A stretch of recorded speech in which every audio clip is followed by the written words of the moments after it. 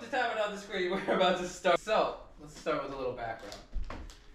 In the land of Terrascura, just under the Chuffs Ridge mountain range and above the Sea of Almancia for some people, lies the nation of Terrascura, a once plentiful peninsula that was the epicenter of trade and commerce on the continent. However, about 300 years before our story begins, a curse descended upon the country. An impenetrable darkness fell upon the land, covering the land in shadows, and this everlasting night brought about changes that mutated the flora and fauna, infusing them with the same type of corruption that cuts off the land from the rest of the known world. Hideous monsters arose from the darkness, cities were plunged into chaos, as the darkness made it impossible for people to leave the peninsula or make contact with the outside. And so the land fell into despair at first. From the tumult wrought by the curse that is now called the obscurement, 6 guilds rose above multitudes of others to combat and eventually break the darkness, each with a special task designated to them. For the first few decades, these guilds worked tirelessly to bring down the barrier separating them from the rest of the realm, securing and rebuilding cities, mapping out the land to account for changes the curse brought about, and pouring mountains of gold into research on what caused the obscurement, and how to reverse it. However, as time passed, the guilds became stagnant.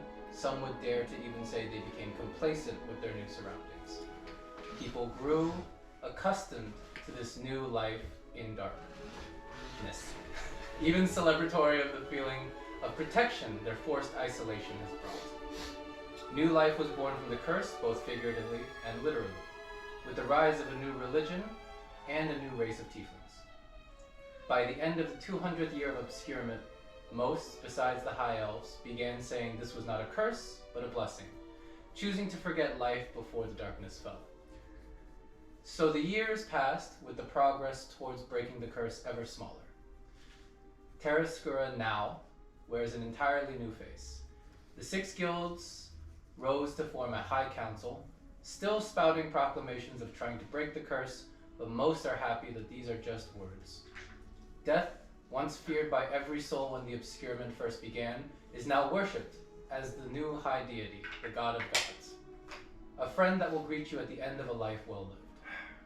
Cities prosper once more, and Terrascura has achieved a level of normalcy that most citizens are content to revel in, but not all. Some have been cut off from their homes for centuries. Others still cling to the belief that this darkness is unnatural and an abomination, while others simply long to see this mythical sunrise that is spoken of in whispered words. Whatever the reason, there are rumors that a new guild has risen to the High Council, one formed by a mysterious benefactor with an almost hell-bent devotion to ending the curse. His agents have been asking in every tavern, beside every campfire, and through every hallowed hall, and those who wish to break the curse are beginning to answer.